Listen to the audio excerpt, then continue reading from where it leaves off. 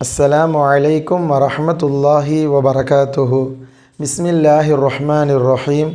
ரப்பி ஷ்ரஹ் லி ஸத்ரி வயஸ்ஸிர் லி அம்ரி வஹ்லுல் உக்ததம் மின் லிசானி யஃப்கஹு கௌலி. அன்பிற்கினிய மாணவ செல்வங்களே, அல்ஹம்துலில்லாஹ், இன்றைய வகுப்பில் 2 எழுத்துக்களுடைய சேர்த்து எழுதக்கூடிய வடிவத்தை பார்க்க இருக்கின்றோம்.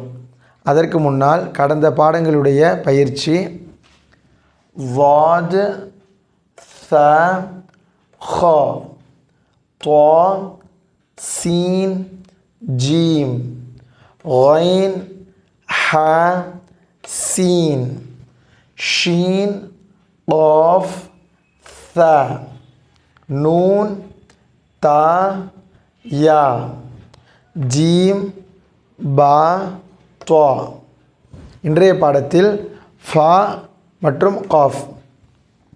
ஃபா சேர்த்து எழுதக்கூடிய வடிவம் தொடக்கத்தில் பாதியாக எழுத வேண்டும்.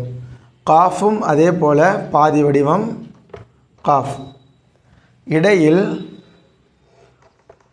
இதே போல் ஒரு புள்ளி வைத்தால் ஃபா, 2 புள்ளி வைத்தால் காஃப். இறுதியில் முழுமையாக எழுத வேண்டும்.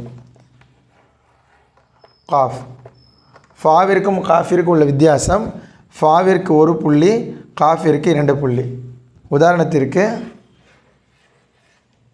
ஃபா, காஃப், ஃபா. மீண்டும் ஒரு முறை ஃபா, காஃப். சேர்த்து எழுதக்கூடிய வடிவம் ஃபா, காஃப்.